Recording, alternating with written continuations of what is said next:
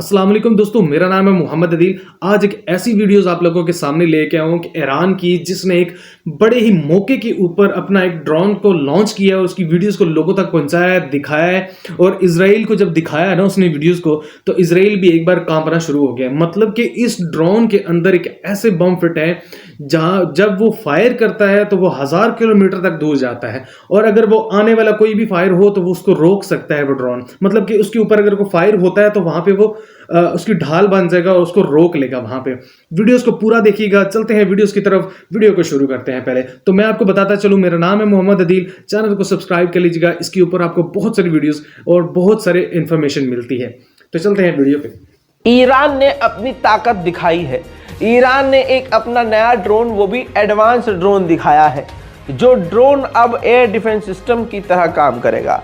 मेरे दोस्तों, ये है, देखिए, कर्रार ड्रोन। ईरान का कर्रार ड्रोन, इसकी खासियत, ताकत ये है कि ये एयर डिफेंस सिस्टम की तरह काम करेगा। जब कोई हमला ईरान की तरफ होगा तो ये ड्रोन तेजी से हवा में उड़ेगा और अपने अंदर लगे हुए मिसाइल को उस मिसाइल पर फायर कर देगा। ईरान ने बड़ी ही मेहनत से ये वीडियो बनाया। ईरान हमेशा जो है वीडियो पर ज़्यादा ध्यान देता है, तो हमने भी कहा बेचारा इतनी मेहनत करता है तो हम भी इसकी वीडियो पूरी ही आपको दिखाएं। लेकिन ध्यान से सुनिए, ये कर्रार ड्रोन की रेंज 1000 किलोमीटर है, जो काफ़ी खतरनाक साबित हो सकता है ड्रोन इजराइल के लिए। इजराइल को नज़र में रख के ये ड्रोन ईरान ने बनाया है और ईरान की हवाई ताकत इससे ज़्यादा मजबूत हो गई है। इसको ईरान ने टेस्ट भी किया है और अपने टारगेट को उड़ाकर हवा में इस ड्रोन का सफल परीक्षण करके अपनी सेना को भी सौंप दिया है, जिसके बाद ईरान की एयरफोर्स काफ़ी ज़्यादा ताकतवर हो गई है। उधर ईरान के हाइड्रोकार्बन फैक्ट्री में जोरदार धमाका हुआ, जिसके बाद आग लग गई।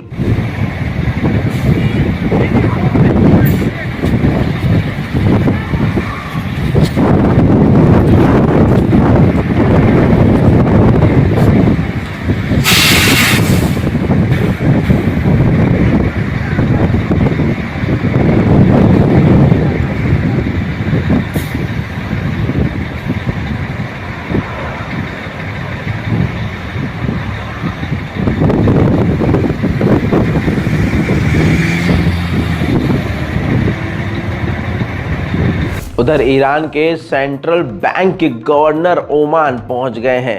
कहा जा रहा है कि ओमान और ईरान अपने रिश्ते बेहतर कर रहे हैं। एक स्वीडन का व्यक्ति जो ईरान में आया हुआ था, ईरान ने उसको गिरफ्तार कर लिया और जानकारी दी कि ये ईरान के खिलाफ जो है जासूसी कर रहा था और इजराइल के लिए ये काम कर रहा था। यूरोपीय यूनियन की पार्लियामेंट ने ईरान से मांग की कि उसको रिहा कर दिया जाए, बल्कि रिहा करने के बजाय, इस रिक्वेस्ट को सुनने के बजाय ईरान ने स्वीडिश व्यक्ति की कैद को बढ़ा दिया है। उधर दोस्तों, गुआना और वेनेजुएला के बीच बॉर्डर पर खतरनाक झड़प चल रही है। इसी बीच में 14 दिसंबर को वेनेजुएला के और गुआना के राष्ट्रपति फेस टू फेस आमने सामने मिलेंगे, ताकि इन मामले को हल कर लिया जाए और ये जंग आगे ना बढ़े।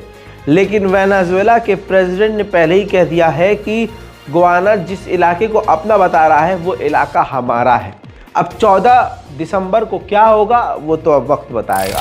मेरे दोस्तों, तिब्बत पर चीन का कब्जा है, तो तिब्बती लोगों ने अब ये जाकर इल्ज़ाम लगाया है कि चाइना आधिकारिक तौर पर तिब्बत के लोगों का इतिहास मिटा रहा है, उनका प्रेजेंट मिटा रहा है, उनके डॉक्यूमेंट से तिब्बत का इतिहास मिटा रहा है, हिस्टोरिकल चीज़ें मिटाकर अपने आप को तिब्बत में स्थापित कर रहा है। उधर चाइना और जापान ने एक दूसरे पर इल्जाम लगाया है। दोनों ने कहा है कि इनका युद्धपोत, जापान ने चीन को कहा, चीन ने जापान को कहा कि इनका सामने वाला का युद्धपोत हमारे बॉर्डर के करीब आ गया था। उधर सूडान के अंदर मिलिट्री कूप है और इस वक्त मिलिट्री कूप की तरफ से यूएई के डिप्लोमेट्स 15 अधिकारियों को 24 घंटे का समय दिया है कि आप हमारे देश से निकल जाइए। उधर पाकिस्तान के आर्मी चीफ की लंका लगी हुई है।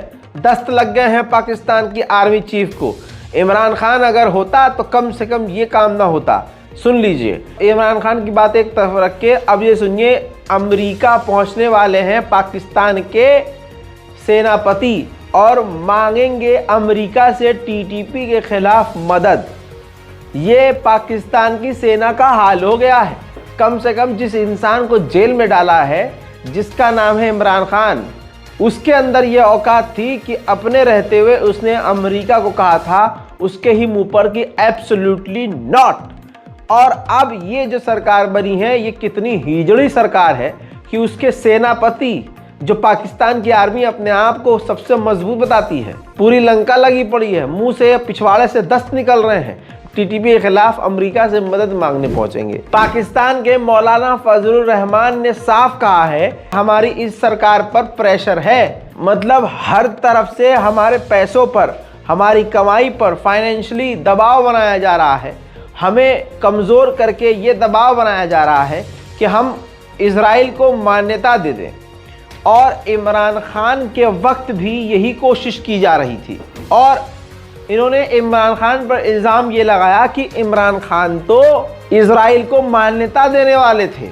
जी हाँ, और साथ ही कश्मीर का मुद्दा छोड़ने वाले थे, भारत के कश्मीर की आज़ादी की बात छोड़ने वाले थे। लेकिन इसी बीच उनको उनके पद से हटाया गया। अब ऐसा ही प्रेशर हम पर है। पनौती ने देश का हाल इतना खराब कर दिया है कि क्या ही बताऊं। खैर, आगे बढ़ते हुए बता दूं कि बर्तानिया में 40% जो भारतीय डॉक्टर हैं उनसे इलाज ही नहीं करवा रहे हैं ब्रिटेन के लोग।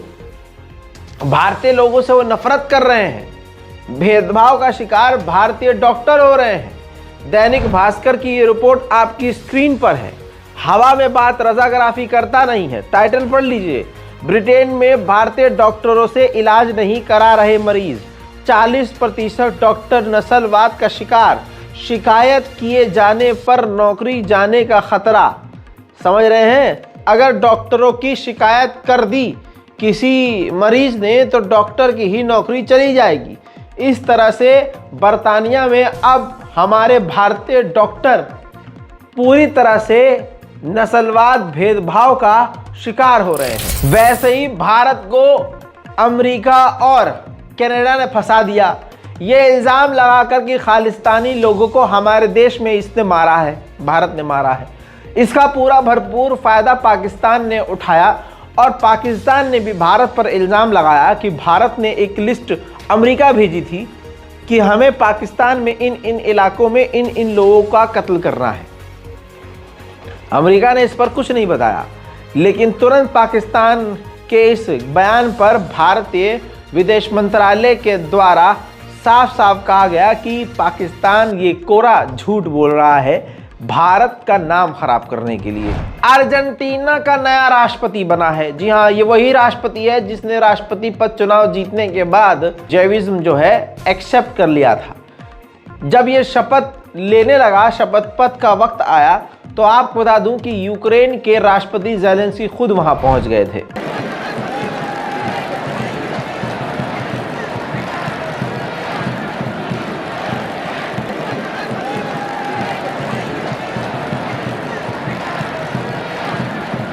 एक बड़ी खबर बता रहा हूं, हंगरी के प्रधानमंत्री बहुत जल्द अमेरिका जाने वाले हैं।